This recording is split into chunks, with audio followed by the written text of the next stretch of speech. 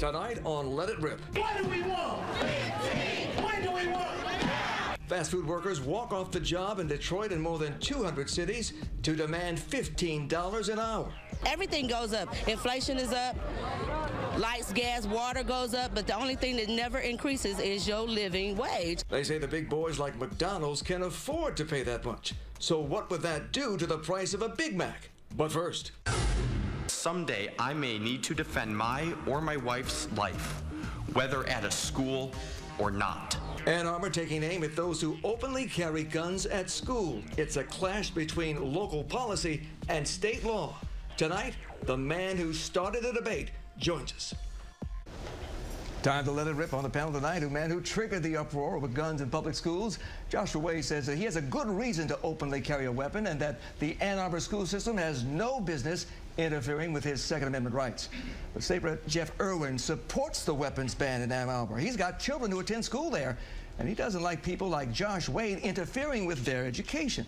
Then there's Rick Ector, the self-defense expert, shooting instructor, who believes both sides may be overreacting and that the problem could be easily solved.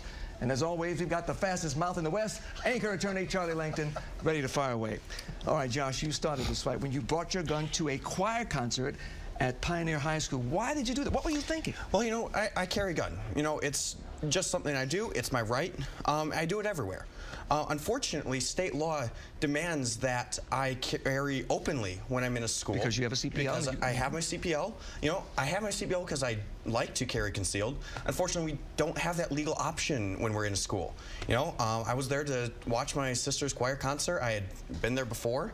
And, you know, unfortunately this time, you know, school officials and, you know, audience members decide to make an issue. Well, but do you understand that you scared children? You scared parents. That's why they call police. You know, and I honestly feel that the fear isn't really, you know, you aren't born with this fear of this object. I think that's really instilled by parents and it's instilled by the shootings we see at Columbine and Sandy Hook. And when they see anybody with a gun, they don't know whether you're a good guy or a bad guy. But they, you know, they're scared from these shootings. Yes. Done under the same no gun sign that Ann Arbor Schools is trying to put up at their facility. You know, we don't want to have a situation where Columbine and Ann Arbor Schools are mentioned in the same sentence because Ann Arbor Schools, you know, creates this defenseless school zone where any criminal, you know, sees this as a target because they know that according to the school policy, nobody is going to be able to offer lethal resistance to them. But Jeff, you're more than just a lawmaker. You're also a parent with a child in Ann Arbor schools. How do you see it?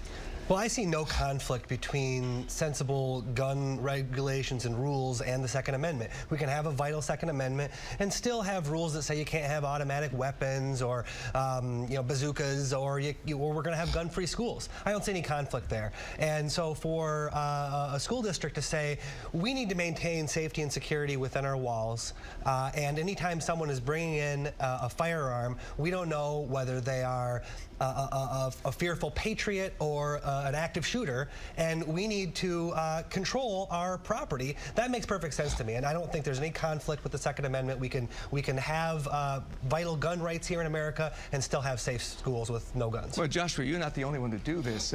We had someone else, a guy named Sean Dixon, who also just a few months ago in Madison Heights put a rifle on his back and another gun on his hip and walked around toward Lampere High School. He also confronted police, but as the confrontation right there, something he posted on YouTube, he confronted the police, but they could do nothing but question him, and they had to let him go. Rick, what is the solution here? Jeff talked about it. How do you reconcile both interests in this problem? First off, I just want to respond to the comment this gentleman made. There is a conflict. State law, Michigan compiled laws, 123.1102 explicitly states that no unit of government other than the federal government and the state legislature can create laws that affect firearms and ammunition. But Ann Arbor Schools last night said, and I understand that. That was in direct violation of our law. Most people refer to it as preemption. You know, it's really interesting that we find ourselves in this place right now when we're talking about schools and their wanting to enact gun-free zones. The issue, if you really do our history, and it's only a couple of years ago, back at the end of 2012, the state legislature passed legislation, Senate Bill 59. Senate Bill 59 was a very extensive bill. It had a lot of things that a lot of gun rights proponents were really looking forward to, and they really addressed the issue of guns being openly carried in schools by people who had concealed pistol licenses. It addressed training. It added more training to the requirements to get this special exemption.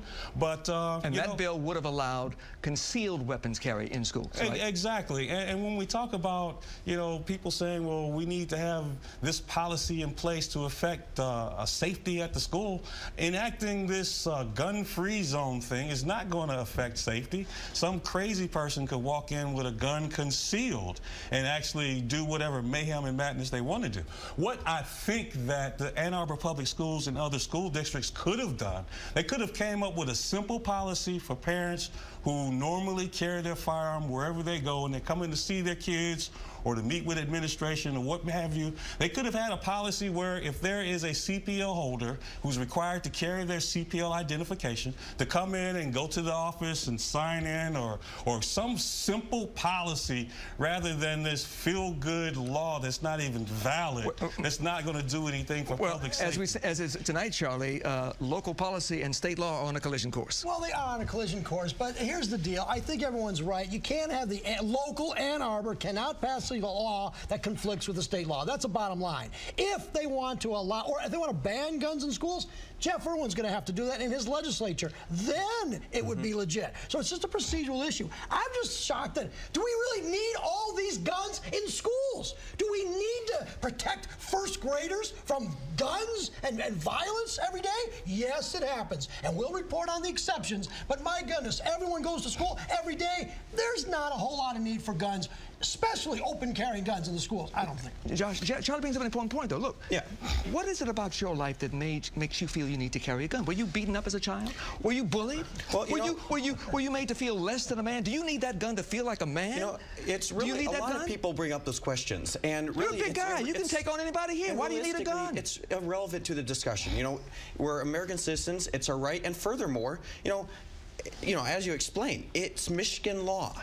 The school district can't contradict this. It was upheld in the capital area district libraries versus Michigan open carry. They said, the state legislature has the sole authority in the state to create firearms regulation. Whether I, agree with that or not, they have claimed that authority. And, in this case, I agree. But why would you want that, though? Why can't we have a gun-free zone where first graders can walk to school and feel safe that there's no guns? Well, quite frankly, how can they feel safe when these school shootings have happened under the same no-gun sign? But Joshua, if you want to protect children, why don't you join the security force? Why don't you become a policeman? Why don't you join the school? To be honest, why do you, as a citizen, feel the need to take a gun to school and scare women and children? To be honest, it's not about protecting the children. This is my right. We have this right to keep and bear arms, right? And I carry a gun everywhere I go. This is just standard for me. Unfortunately, in a school, we have to carry openly. Rick, you're a gun proponent, but do you think that he is helping the cause or hurting the cause by what he's doing? I don't think that he's hurting the cause. He's a law-abiding citizen. He carries a gun wherever he goes. You know what? I carry a gun wherever I go. But I don't always know it. I know you do. But you know what? That's because I obey the law. And a lot of people get confused when they enact these policies that they think that just because they enacted a law, a criminal is going to look on the sign on the side of the building and say, "Oh man, Ann Arbor Public Schools enacted a law. I can't bring my gun in here." Absolutely not. And exactly. it speaks nothing to public safety. As far as carrying a gun every day, I carry a gun every day. It's not a big deal. It's my lifestyle. It's a personal protection, First Amendment, Second Amendment thing. But you don't carry it openly. You don't carry it here. Jeff, we also have a First Amendment. We also have a First Amendment. And you exercise that by carrying your firearm. And yet we still say you can't yell fire in a crowded theater. Absolutely. So all this waxing philosophic about the Second Amendment doesn't say that you cannot have any reasonable rules, right? And I'd also like to point out that Ann Arbor's 20,000 gun laws on the books here in this country. Sorry, Ann Arbor's 20,000. We don't need any more gun laws. And it doesn't directly conflict with state law because there's actually conflicting we've got so many so-called reasons. Yes, absolutely. And if someone, and if a person schools are allowed under the trespass law to protect their educational environment. Why Why would a person who has no official business go into a school? Only a person who has official business to go into that school, and if he's lawfully doing it with a firearm, there's no grounds for trespass. Here's the thing. If someone is disrupting the educational environment of the school, it's not disrupting anything. Some of these local officials who are talking about locking down the schools and calling the police, they're going to disrupt the schools themselves, and plus they're going to waste public safety resources. And the last thing that they're going to do, they're teaching, no, that's against the law. And they're telling our children that they can avoid the law and they can break the law as long as they think that there's some highfalutin politician. Here's the problem. Here's the problem with any gun holder. Law-abiding, he or she can become a criminal in a split second by simply taking that gun out and shooting the child. Because you don't know when somebody comes to school with a gun whether they have good intentions or evil intentions. You don't know. No, the thing is, no one knows. Here's the thing. So here's the thing. What you're basically saying is that, okay, we don't want to see the gun. You know, there are people that are potentially carrying that gun in those locations, and you don't even know about it. You know what? And as a parent, and as a teacher, and as a student, if someone has a gun in that school, I would rather know about it. See, here's the thing. That's what everybody should know about it. Jeff?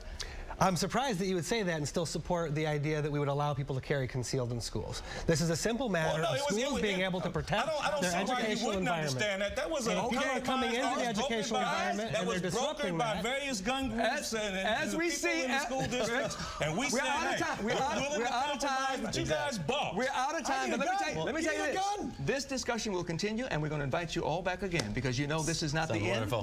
Just the beginning of what's perhaps a long legal battle. Thank you for having us. Thank you all. Appreciate it. Thank you. All right. Coming up, fast food workers hitting the streets once again in their largest protest yet. They want $15 an hour to make your burger and fries. But is that realistic? Stay with us.